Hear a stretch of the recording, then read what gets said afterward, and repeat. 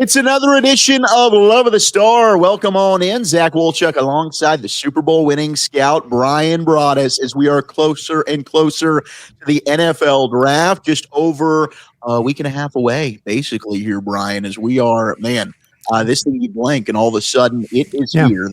It's a really, really exciting time. And I know for you, I was listening yesterday. I was driving back from Austin, Texas, and you jumped on 105 through the fan with our weekend shows. 235, my friend. 235 players on your board. Mm. You are a savage. You are a badass. For those of you that don't always, dive in and do the studies like we do on the draft, there's a lot of time, dedication, preparation that goes into this. And man, you've been grinding away. I'm on my last 20. I'm at 180, so I'm going to hit the 200. It's certainly a lot harder as I've got the family now. Oh, yeah. I will admit that. But my whole goal is to never let you down. You've put me in this position. You've trusted me. I love what we've got here, and I just want to make you proud. But, sir, how is this final board looking? Cluttered.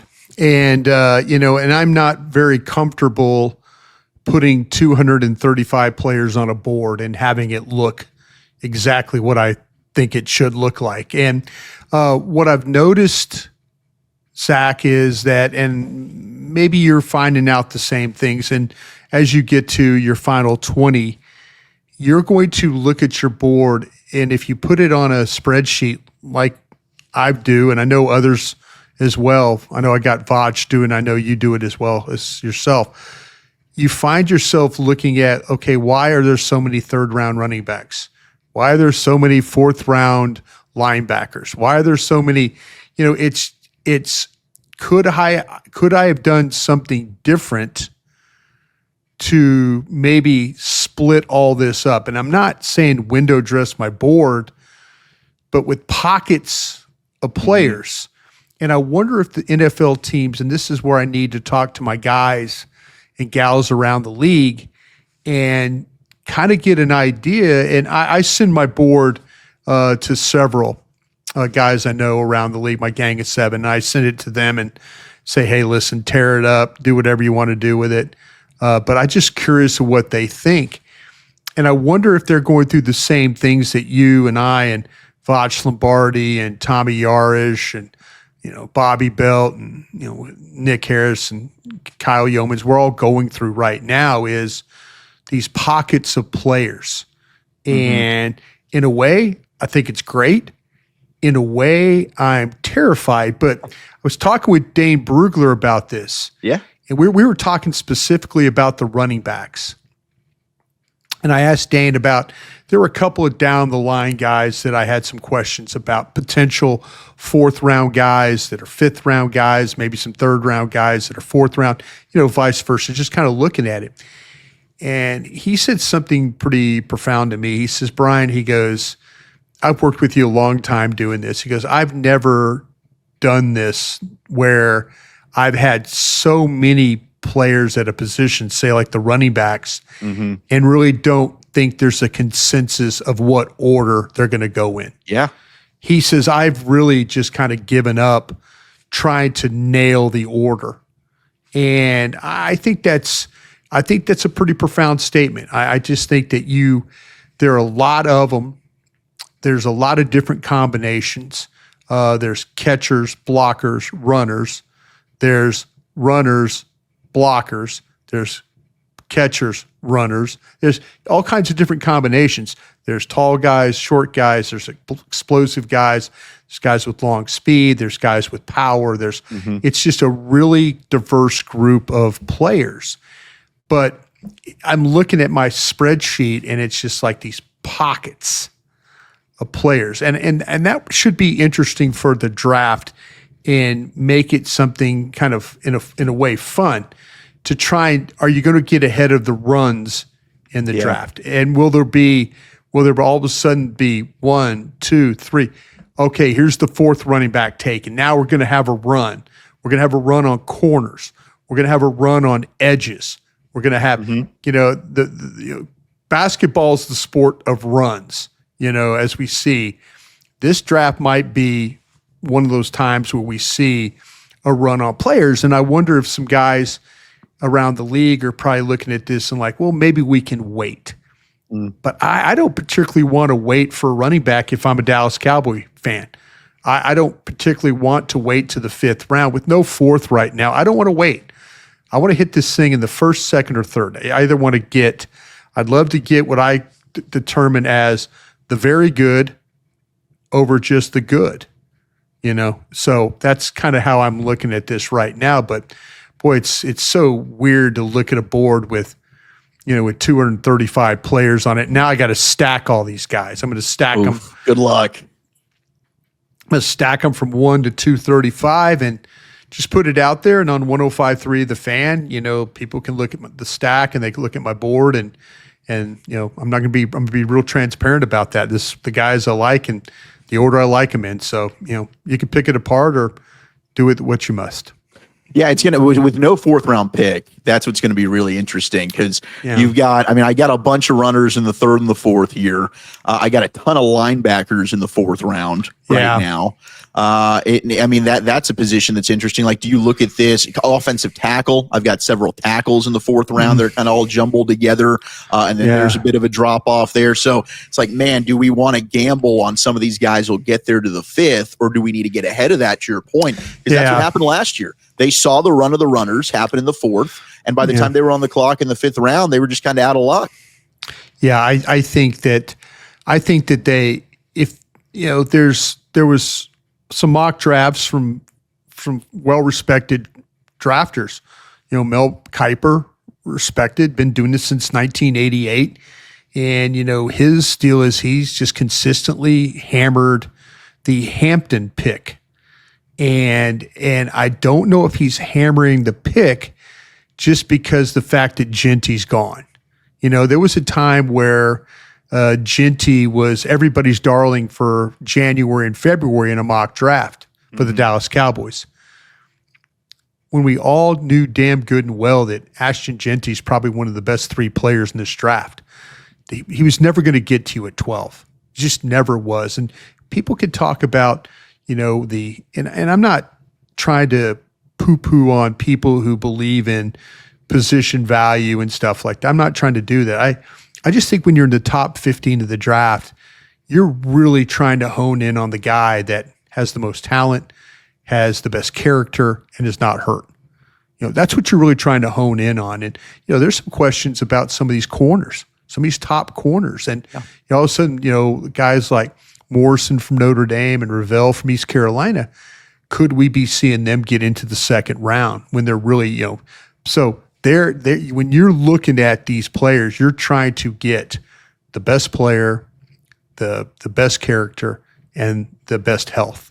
And there was never going to be a chance, in my opinion, that Ashton Genty was going to get to you at 12. I didn't believe it because, like I said, I felt like he was one of the 3 best players. So what I'm trying to say is that maybe, you're going to probably lose out on Ashton Genty.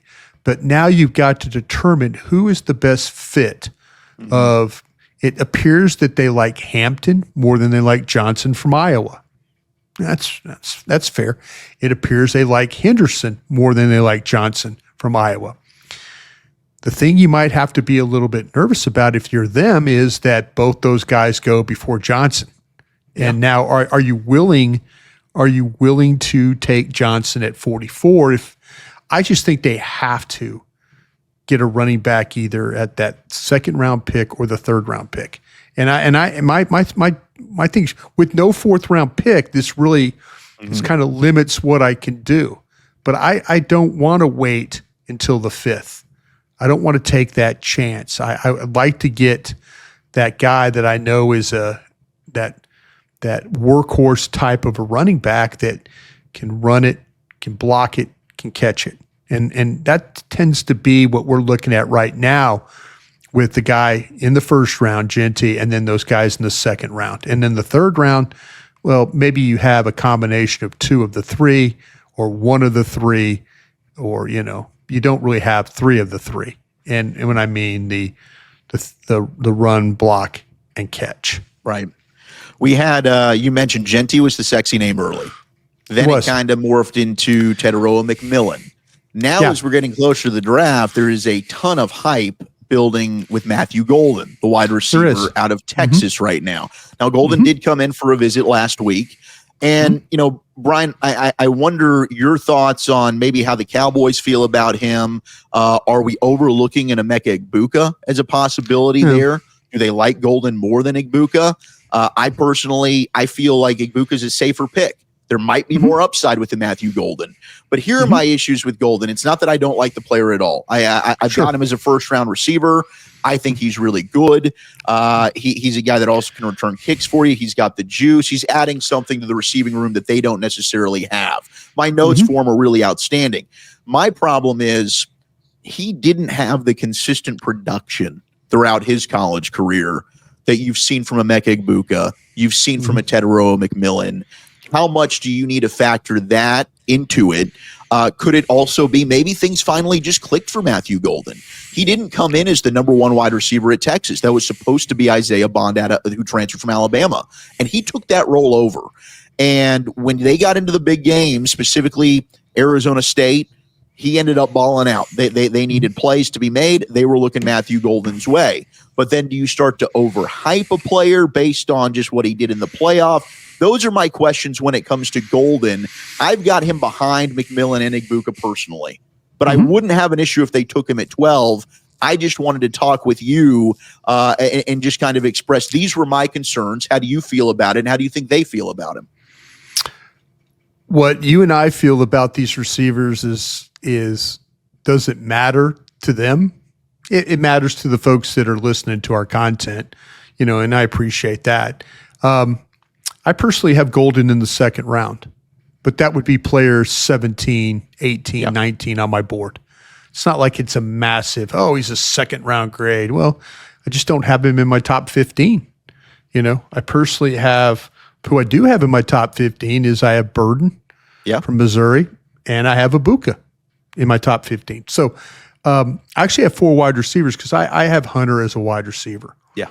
I have Hunter at wide receiver, and that's just me. But Hunter, McMillan, Burden, Egbuka. I could fully understand why they would, they brought them all in, with the exception of Hunter. So, McMillan, Burden, Egbuka, Golden. The reason why I think that they might like Golden better than just say me is the speed. I think you can legitimately see at times the separation. You could see how he affects defensive backs when he runs routes, when he closes cushion and then all of a sudden comes down the stem. He's driving, and all of a sudden you're seeing defensive backs in full back pedal just to try and keep up, and then all of a sudden he hits the brakes and now comes back to the ball or breaks it on the out. You could see that. Now, the thing and I think to your point, the thing that makes Egbuka so interesting is he's always played the second fiddle, but played it well. But at times he's played like a 1. He's absolutely played like a 1. And that to me is very, very interesting, that he is a guy that knows his role. He knows what he has to do. You can line him up at a couple of different spots. He's tremendously, when it comes to consistently catching the football. He had all these targets. I think he had four drops for the year. Just it's incredible. Hands and plays on the move and will block, and you can use him in a lot of different ways. I think he's one of the safest players in the draft. Agreed. But I think, and I'm just thinking on the Dallas level, I'm thinking that Dallas doesn't have a player like Matthew Golden. And I think that's why they would lean to him. Now, they will tell you, I guarantee you this week, Zach, when we get to, or next week when we get to the pre-draft press conference with Jerry and Steven and maybe Will being up there. I don't know. Maybe it's shoddy. But they're going to tell you about Mingo. They're going to tell you when the question about a wide receiver is being asked, they're going to mention Mingo. Now, we could all say that, well, he's never had an opportunity to play with somebody that can actually throw him the football. Guy at Carolina was young, couldn't get him the ball. He was playing, with Cooper Rush last year, couldn't get him the ball. So there's some thought that, well, listen, hey, this guy's tough. He's big. We've seen him catch slants before. We just need Dak to throw him the ball. So does that take care of your big receiver that you might be looking for, that X? Should it eliminate Ibuka or Golden? Absolutely not. Absolutely not. But they, in their minds, are probably thinking, we've got a big guy, we got CD, we got kind of a smaller guy in Turpin. Let's go out and get somebody with some speed. Let's go out and get somebody that threatens defensive backs and secondaries. I mean, you can watch the Arizona State game. They try to bracket covered Golden, and he nods the outside to keep the spacing. He nods outside. The corner stays wide. He then works inside. Now the safety's trying to get over, but he's by the safety, and Quinn Ewers throws the ball right between him, and it's 6 points. This kid knows how to play with leverage. He knows how to play with explosiveness. I just think that they see him different than maybe Ibuka and maybe even Burden. And sure, maybe even McMillan to that point. They might think like, we got a guy in McMillan and CD Lamb, and we got a big body guy in Mingo. We got a smaller guy in Turpin. Let's go and get a guy that can really just take the top off this thing with his speed. And I think that's why, if it came down to it, that that the consideration might be Golden over McMillan for that reason. Yeah, I mean, to your point, his ability to not lose momentum in and out of his breaks, it's really outstanding. It might be the best in the class, really, at his ability to just break and cut. He's just smooth. And it did seem like his confidence, like throughout the season, if you watched him early on, like early in the Michigan game, and then you start to watch him later against Georgia in both meetings, and then against Arizona State, he became just a better player. You could see the swagger, the confidence. Like he really just emerged and took over that room, it seemed like. And I was listening to an interview with Sark this week, and he kind of glowingly said the same thing about him. I would argue for Ibuka for the blocking ability that I don't think Golden has. Now, could he develop that? Yes. Ibuka's an exceptional blocker. Him and Ayomanor out of Stanford, I think, might be the two best in this draft. And that's what Shotty's talked about, wanting to improve the run. You're taking a wide receiver. Not only do I think you get a good one in Ibuka, you're improving your running game because of his ability to block.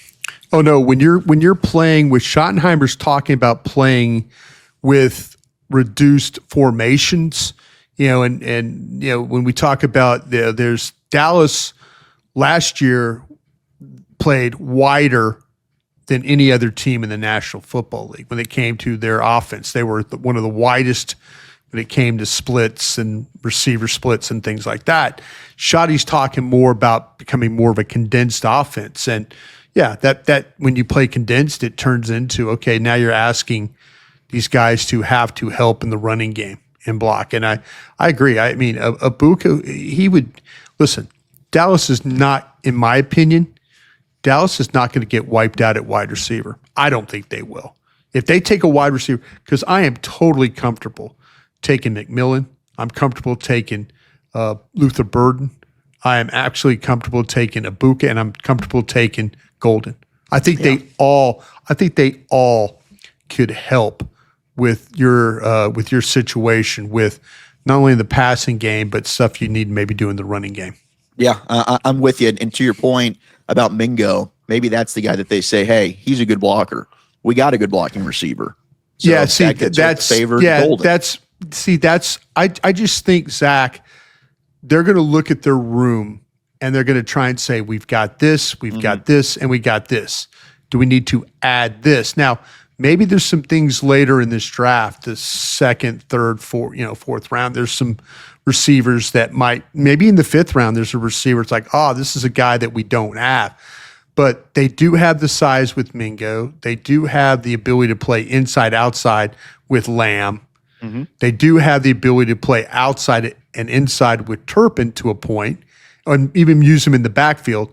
They just don't have that go. That just now people say Turpin, but you want maybe a taller guy that's further. And Turpin has made some plays down the field, but you're talking about Mingo going up and getting balls, that kind of thing. So yeah, that's why I think that you might see, if it came down to McMillan and Golden, that's why you might see Golden.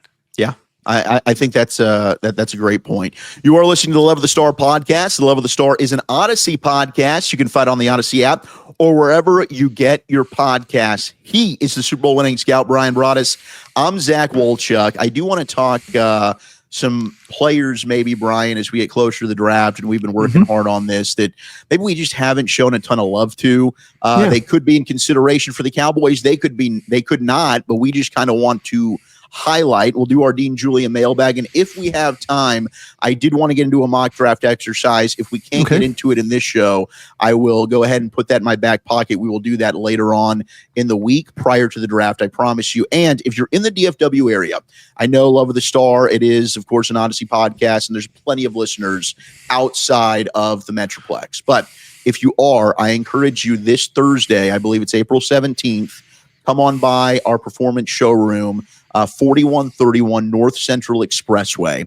We are doing Draft 101. It'll be Brian, myself. We'll have Bobby Belt. DallasCowboys.com is going to join us as well. All of our crew with the draft show presented by Whataburger. There's going to be free Whataburger. They're going to feed you there, and you can ask all your draft questions, even if you're not a Cowboy fan. I know you always stress that, Brian. We've got giveaways as well. It's going to be an awesome experience. So this Thursday, don't need to sign up. You just show up, 6:45 p.m., 4131 North Central Expressway in Dallas.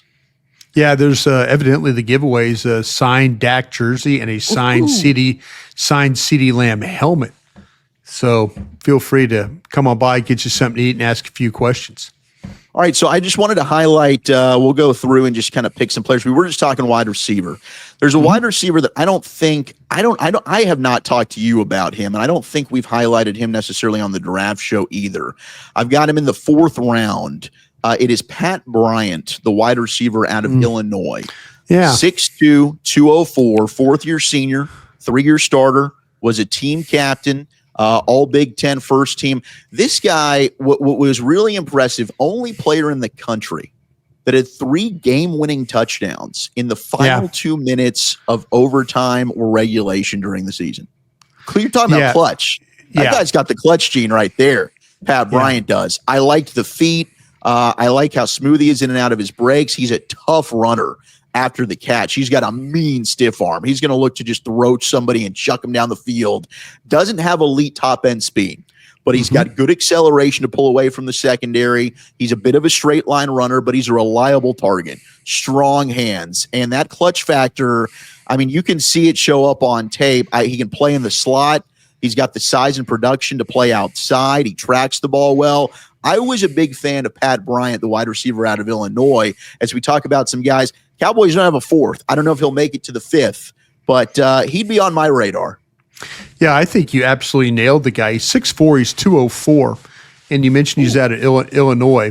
This guy has a feel for the game. I've never seen a receiver who gets away with pushing off more than this guy. I mean, this guy has a feel for how to get that little bit of separation, put his hand up, extend his hand.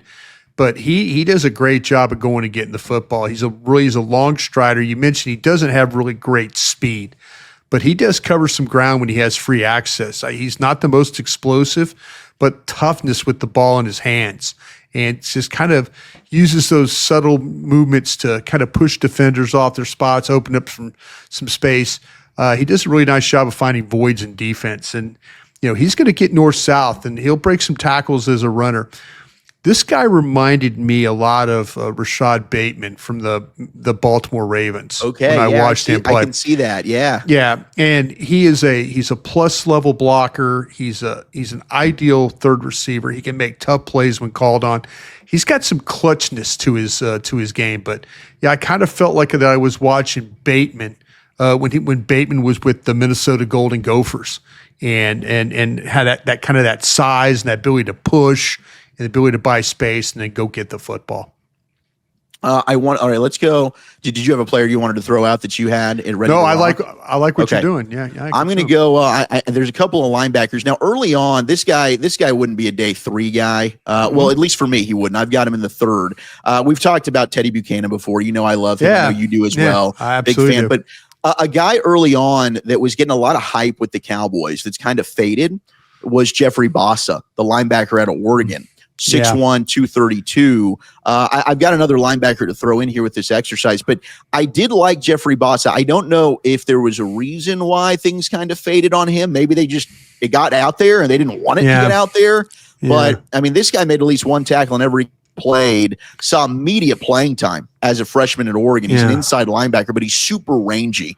Him as a cover guy really, really excites me. And he's tough to block because of how well he moves. But if a lineman does engage and get his hands on him, he's a little bit lighter. So he does struggle to disengage. But I think he can refine his angles a little bit when it comes to pursuing the football. But I love the burst, the short area quickness. He blitzes, the tackling in space with him. Like, I wonder if he's a guy that Flus would look at and say that fits kind of the cover 2, what I'm looking for in a linebacker. Yeah, I really liked when you mentioned Teddy Buchanan because that is one of my favorite players. I think the thing with Bassa, and he's a converted safety. Yeah. And there's times where I felt like he played like that. And I watched the Ohio State and the Penn State games. Physically, the player looks great. He's 6'1", he's 232. I feel like he's got some room for growth there as well. But there's snaps where he plays more safety than he does linebacker, from what I watched. And maybe it was a scheme thing, having to deal with these skill players at these two schools.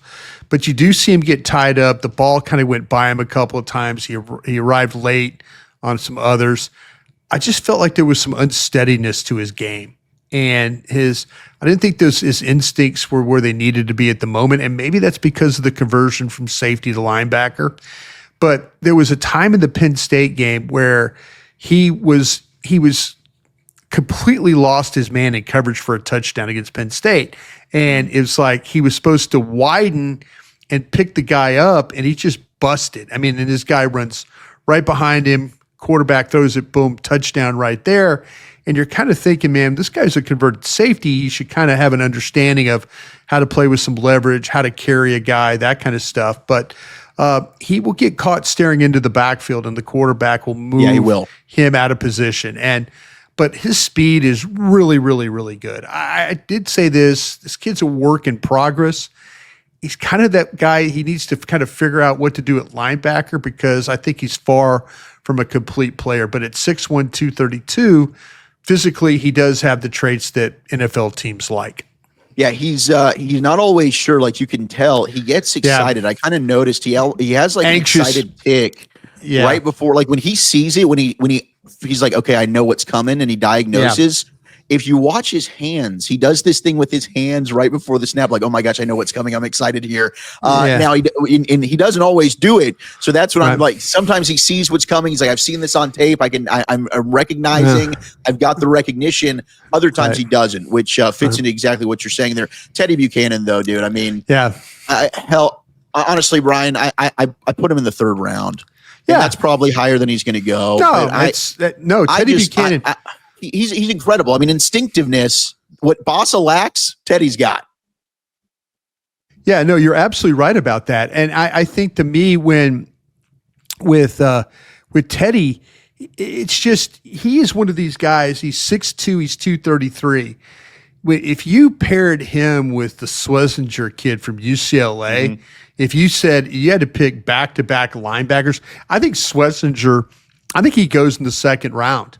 I think he goes in the 2nd, and I think somebody's going to take Teddy Buchanan in the 3rd. I don't think you're wrong about him.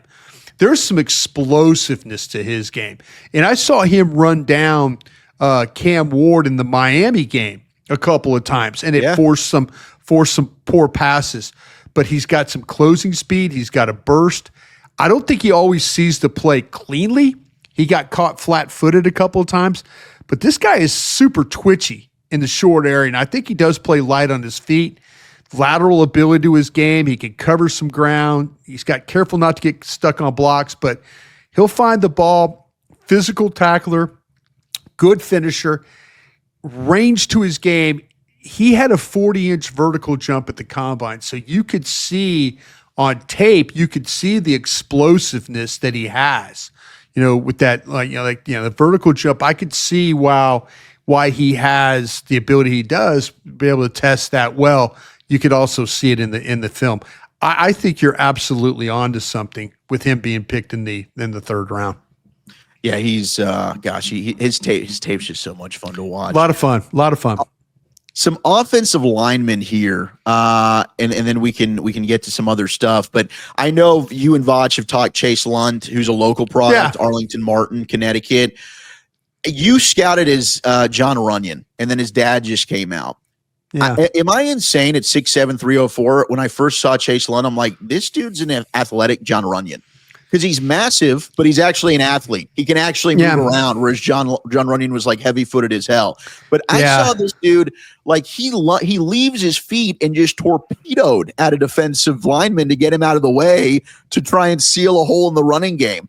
I mean, he's fun watching this guy out of Connecticut. His ability to slide, he can climb to the next level. I'm a big fan of the strong base, contact bounce. I know Vach loved Lund as well, but I needed to ask you, like, a more athletic John Runyon, is that a terrible comp right there? No, who I actually think, and this is going to sound, it's got the local flavor. I think he's got some Terrence Steele to his game. And I mean this as he's 6'8", he's 305 is what I had him for the measurables and stuff like that. So I thought he kind of a tall, lean looking guy with with how he plays. But he doesn't let defenders break him down. I mean, he's able to settle in. He doesn't fall for tricks. He's patient. He's got really good mobility. Issues are that he might not be the strongest guy. And that's kind of where I saw, with what we saw with Terrence Steele. Sometimes Terrence is really good, fluid, twitchy, cover ground, plays quickly, gets in the block quickly, foot athlete, can make blocks along the line of scrimmage, reach, range, all those things. But then sometimes you see he just doesn't have the lower body mass and the girth you like in your tackles. I've been super wrong about these guys over the years. But this guy, I'm not going to be wrong about him. This guy is a hell of a football player. You can watch him in a couple of games, Tennessee, Boston College, North Carolina. He plays really well in space, and he got rocked a little bit in the North Carolina game. But then Tennessee, he's holding his own, and Tennessee's got all those guys that we're talking about. So, I mean, like I said, I've always had trouble with these lighter tackles who have proved me wrong more than right. This player might be the same. I've got him right now. I want to say I have him in the fourth round, and I have a feeling that he's probably going to go well before that. Let's see where I did if I put him in the third. I think I had him in. No, I have him in the third round. So yeah, he's in a good spot. I kind of have him there with Charles Grant. So did I, and I thought I was being too low on Grant. Yeah, I think Charles Grant is like, now, he playing at a small school like he did. With Grant, I mean, he's got, you talk about athletic ability, and maybe he doesn't have the power again. And I always mention these guys that might not have that upper body strength, but they play really, really well. I mean, William and Mary, this guy was a champion high school wrestler. So immediately for me, that for offensive linemen just clicks. That if you're a down lineman and you're a high school wrestling champ, he's made a ton of starts for William and Mary. And so, 6'5", 311. I mean, he plays with leverage. He plays exceptional mirror skills. He's hard to defeat with counters and spin moves. He processes the stunts and twists. He's not going to get fooled. He's flexible. Rarely do you see him off balance or out of position. And he can be dominant as a finisher. Now, people say, well, Brian, it's William and Mary. They're right. I watched him against Virginia Military Institute in Richmond. but there's something about this. I mean, this kid is such an athlete, but he, the timing for the reach blocks, the cutoffs, the footwork. I know he had a chance to go to the Senior Bowl, but I never heard anything about if he ever did anything at the Senior Bowl. I think he was injured and didn't participate, but man, he's got the ability to be an outstanding player. I have him and Lunt kind of in that same group because of their athletic ability. Yeah, I've got them. So I've got Ozzie Trapillo out of Boston College. Yeah, he's a good one too. I got Lunt, Grant, and then the other guy that I've got there in the third round is Logan Brown out of Kansas. Yeah, 6'6", 311. Yeah, you're a little higher on Logan Brown than me, but because I had him in the fourth, but I don't think Logan Brown is a bad player by any means. I like the maulers, you know that, and Logan Brown's got that big mauler type of mentality, and his ability to drive people off the ball. Yeah. I just that gets me excited when I see that in alignment. But he's not quite as athletic as these other guys we're mentioning. No, he's 6'6", he's 311. He started his career at Wisconsin, and he got kicked off the team for fighting with a teammate. So he ended up at Kansas.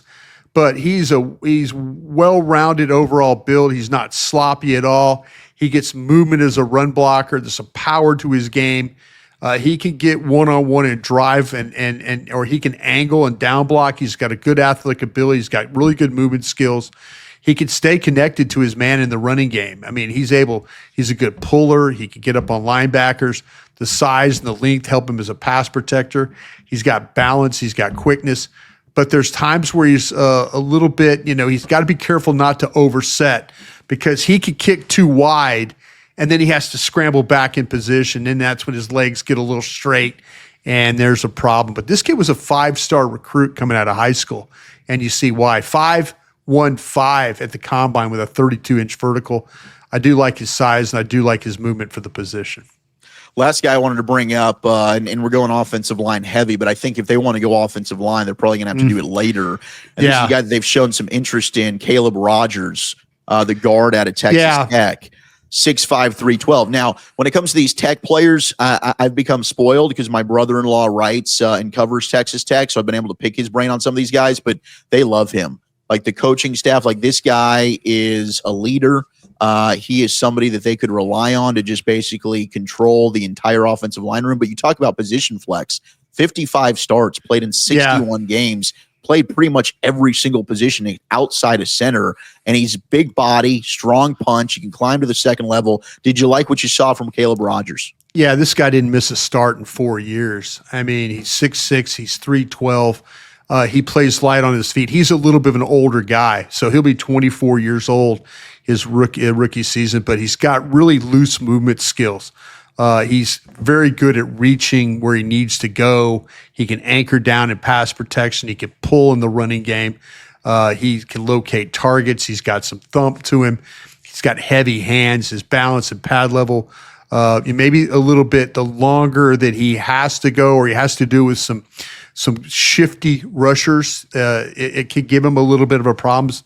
But you're right. He's excelled in pulling, and whether it's short or long, he creates gaps. I mean, he's stout. He's violent. I mean, there's a lot to like about this kid. And if you're going to play in a system like Dallas is talking about in the run game, where it's down blocks, pulls, lead blocks, getting guys in space and all that, Caleb Rogers is one of those guys that I think can really, really help a team because, again, he could play multiple positions along that offensive line. But what you mentioned about him pulling, there's a lot of these offensive linemen, like we can see them get to the second level, and they're kind of looking around like, well, crap, now they're hunting somebody. He knows. He's got a great feel of exactly what he needs to do, who he needs to pick up, and he understands it when he's out there in space. Yeah, when you're, it's one thing when you pull and just go out there to pull and you don't locate targets. Your ability to pull and while you're pulling, be able to find where you need to be or read penetrators. Do I have to adjust? Do I have to work around the hump?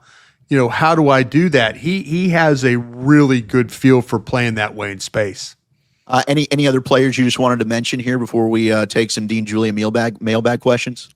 Let me see what I got here. I just was kind of it's fascinating that you brought this up, because if I was looking at the corners.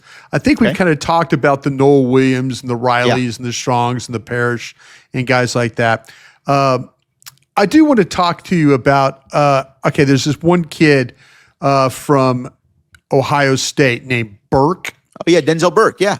Denzel Burke. Well, what do you think about Burke? Because I haven't heard anything about him. And a couple of years ago, this guy was trending to be maybe a first-round pick.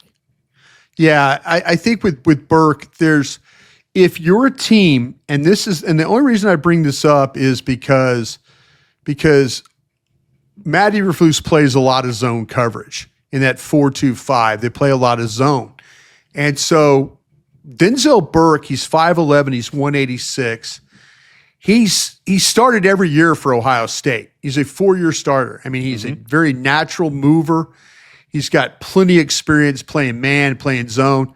But I think his skill set tends to lead him to being in a zone scheme.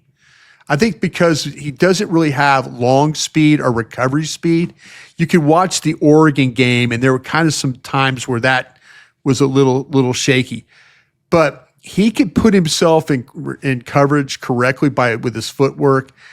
I think he does some things where he can, if he can just kind of he sees things when he's playing off, and he does a really good job of driving on the football. And but he forces a lot of incompletions. He had 4 interceptions for his career. But man, you watch his seasons at Ohio State, he is knocking down a lot of balls. And he's really good at, like I say, driving on those. So I think he does a good job of playing with his eyes. I think he sees things. I think he comes downhill quickly. Is one of his best in the country when it comes, as I mentioned, to knocking balls away. But his overall speed somewhat limits, and maybe that could be a problem. But if you're looking for a guy, a corner that gets his hands on footballs and is really, really comfortable playing in zone coverage, and maybe that's what Matt Eberflus is kind of looking at for his guys, Denzel Burke, the 5'11", 186 corner from Ohio State, would be a guy you need to take a peek at. I'm with you, and I love him in the run game as well. He's not afraid to come up and smack you. No. His ability, the closing speed, 100%. I'm with you. The other thing that I thought was a really interesting note, he just had 1 penalty last year. Like, this is a guy that doesn't get flagged a lot, but you're right. When he's forced into man, like the Oregon game, I think was one that I watched, and he kind of struggled against some of the quicker guys. But 100% playing off in zone, he's able to use his closing downhill when he sees it, get in there and strike and disrupt the football. So, I mean, 4-year starter at Ohio State. He's played in a lot of big time games. A lot of big time games. He's kind of like the offensive version or defensive version of Ibuka. Ibuka is just the number of games that he's played in. And JT Tuimalau, another one of those. Played a bunch of big games kind of guy. You are listening to the Love of the Star podcast. Love of the Star is an Odyssey podcast. You can find it on the Odyssey app or wherever you get your podcasts. Let's hit the Dean Julia mailbag, Brian, since we did go, we're up against it here a little bit. I'll save the mock draft, okay? I mean, we could do this all day, but I'll save the mock draft for the next one. Dean did ask a question, and if Dean Julia asks one, I apologize. We do have to kind of just move him to the front of the line. But I love everybody that sends in these questions. If they are put in a spot where they can't go wide receiver in round 1 or 2, what the hell do they do at wide receiver 2? And Brian, I think we just went through some wide receiver options that they'd have. In the 3rd round, there'd be some great options for you if you really wanted to dabble in Jalen Noel at Iowa State. Maybe he doesn't make it to the 3rd. Kobe Hudson at a UCF could be a guy. Yeah. Kyle Williams, Washington State. Could I interest you there? Yeah. Maybe a little Tej Johnson at Oregon. Nash from San Jose State would be a guy. Thornton from Tennessee. Felton is another guy Ty Felton from Maryland. These guys might go a little bit earlier, but if you had to pick a wide receiver in the 3rd round, you mentioned Noel, you mentioned Williams. We even talked about Bryant. I think people, depending on what you think about Higgins from Iowa State, if you like that, the plays he made, will he go earlier than that? Sure. I mean, but speed. But yeah, I don't think that they can complete. Now, would it be very similar to maybe a little bit better than what they're playing with right now? I would sure like to believe that if they could get, get Williams, if they could get, the TCU Williams, Royals, Ayman from Stanford, Besh, TCU. I think there's some guys that are going to be in that group that they'll be pretty comfortable with getting. Brian, are we sure that Williams from TCU is a wide receiver? I have him there, but I have him like in the third round. So I'm kind of debating, maybe he's a guy you just want to get the ball in his hands. But as a wide receiver, I think he just he could be like a Cordero Patterson. I could see him maybe very well. Very well could end up. He's a good runner with the ball in hand. But yeah, TCU found ways to get him the ball, and it worked out pretty good. Pretty impressive film watching him play. He's a playmaker, 100%. Greg Burnett said a CBS mock had the Cowboys taking Tyler Booker out of Bama. Yeah. Schlesinger out of UCLA, the linebacker, and then Ohio State's Judkins. What are your thoughts on a scenario that has the Cowboys leaving day 2 without addressing a wide receiver? I guess we kind of hit that. I really just wanted to ask you about those 3, though. Booker, Schlesinger, and Judkins. I don't know that I think that it's Kelvin Banks or Armand Membu. Yeah. They're the 2 offensive linemen that they brought in. I don't think we've got the full 30. Maybe Tyler Booker was a guy they visited with. It just doesn't seem like Booker's in play there. I think if Membu was available, they'd consider that. Yeah. I've seen, people have started to send me mocks where they've tried to wipe Dallas out, but they don't pick Membu anywhere in the first 12 picks. And I'm like, that's to me is no. I don't think you can wipe Dallas out at 12. I just don't. You know what, to be honest with you, I got Booker probably as player 18, 19, 20 on my board. I like Donovan Jackson myself from Ohio State. Yeah, me too. Because I like the flexibility where he can play, but I do like Booker. Booker, Schlesinger, Judkins, not a terrible draft. Not a terrible draft at all. I mean, and I know people are freaking out. Oh God, you're giving us another offensive lineman. This guy, you plug him in at right guard and go to battle. Make the offensive line great again. Let's go. Build that wall. But that's that. But I don't think you can wipe Dallas out at 12. I just don't. Not with the players that like I said. If you pick that thing down to 12 and you don't put Membu in there somewhere in the top 12, then now I personally love Simmons from Ohio State. Ohio State. Okay, but I'm being selfish here. I mean, no, I'm not being selfish. Would I want them to pick Simmons? Absolutely, I would. But I understand. I'm trying to think. Okay, guys that they've brought in, take that route first. Membu has been a guy that they brought in, and I absolutely would. You could think about playing him at guard if you wanted to. Boy, that would be pretty salty to have him at one guard and Tyler. And then Tyler at the other guard. Just athletic, strong. The pin and pulls and all that stuff. Yeah. And he's just 20 years old. I mean, that's one of the things that's a really big selling point for me with Membu. Yeah. I mean, now he's been a right tackle too. You got to be careful about thinking about, we'll just shift him over, left. But he's really, really, really good. This was a fun one from Koufax, who wanted to know what would be the best 3-round draft from just one school, which is kind of interesting there. Oh, wow. That is so like good. If you just picked one school, I mean, like you could definitely do Texas. You could go Golden in the first. What about Makuba in the second? Alfred Collins in the third. There you go. Yeah, you could absolutely do that. Ohio State might have one too. Yep. Ohio State might be able to do that. Who else am I seeing a lot of? Hold on one second. I'll pull my board here and give you an idea but let's see. I'm trying to think of who would be a 3rd round option. You could maybe do it. Could you do it with Georgia? You could maybe do it with Georgia. You could maybe think about this. You could do Georgia. You could do, if you wanted to, you could do Mykel Williams. I'm just giving you an idea here. You could do Mykel Williams, By the way, you could put Barron in that Texas thing over. You could put Barron. You could over Golden if you wanted to. But if you went Michael Williams, you went Starks maybe. Yeah. And then I'm thinking maybe Ratledge, the guard. You could get Ratledge, sure. Yeah, right. That would make sense. I mean, you said Ohio State. Ohio State's got a bunch of options there. Yeah. With Ohio all the offensive linemen we talked about, Igbuka, the corner, the linebackers. I mean, Simon's in the mix there.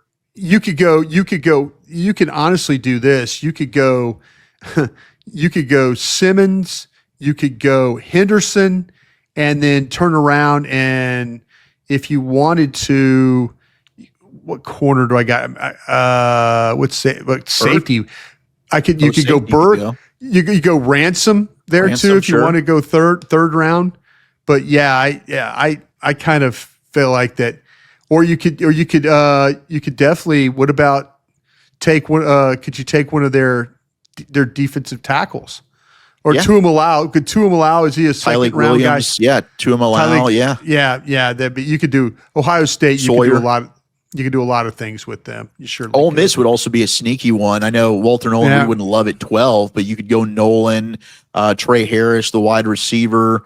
Maybe one of those edges get Princely is around there. They got Amos, the cornerback as well. That could be a second rounder. Ole Miss has a lot of talent in this class. Arizona was the one I wanted to try and make work because you could go McMillan in the first. You could go with Jonah Savaina. I probably butchered the hell out of that in the second. I just call him Jonah from Zona. Jonah from Zona. I love that. Jonah from Zona. But I was trying to think like who would be the third rounder. I guess Ja'Cory Krosky-Merritt. Merritt, that might be the one. Yeah, the runner. That was a fun question. All right, let's wrap it down. Let's get one more here in for you. We've done some double dip questions before in terms of like corner. Oh, here we go. From Tito, I see a lot of mocks drafting a guard before a one tech. Not sure I get the thought process behind that. I think the Cowboys will play with who they have currently on the roster at offensive line because there's too many holes to fill. Would you agree? Would you be prioritizing one tech over guard? I would. Yeah, I think you definitely need somebody to compete with Mozzie Smith there at that spot. So, you're better off right now. You do have Hoffman and Bass and stuff, and not that I am interested in Hoffman playing 17 games. I'd love to have a starter there that I feel like that I can. Maybe one of these guys you could draft, but I kind of feel like that I'm better there at guard than I am at one technique right now. I feel like I'm okay at 3 with Osa and then Solomon Thomas, that kind of crew. I don't feel that comfortable at one technique right now, so I would consider the 1 for sure. Thank you. This has been awesome. We will have another episode coming out later on this week. We're getting closer to the draft. Make sure you're tuning in G-Bag Nation, 2 to 7 p.m. Central Time on the Odyssey app. 105.3 The Fan. We got the draft show. Brian, you're on a bunch of different platforms with our buddy Vach Lombardi, Jeff Kavanaugh every single week. Anywhere else that that you need to plug right now? I'm just happy to have a gig. There you go. Paying that kid's way through college. That's what we got to do. Thank you so much, as always, to Peyton Russell, Eric Chiafalo as well, the third member of our team. You've been listening to the Love of the Star podcast. Love of the Star is an Odyssey podcast. You can find it on the Odyssey app or wherever you get your podcasts. Until next time, hugs and hand pounds, everybody.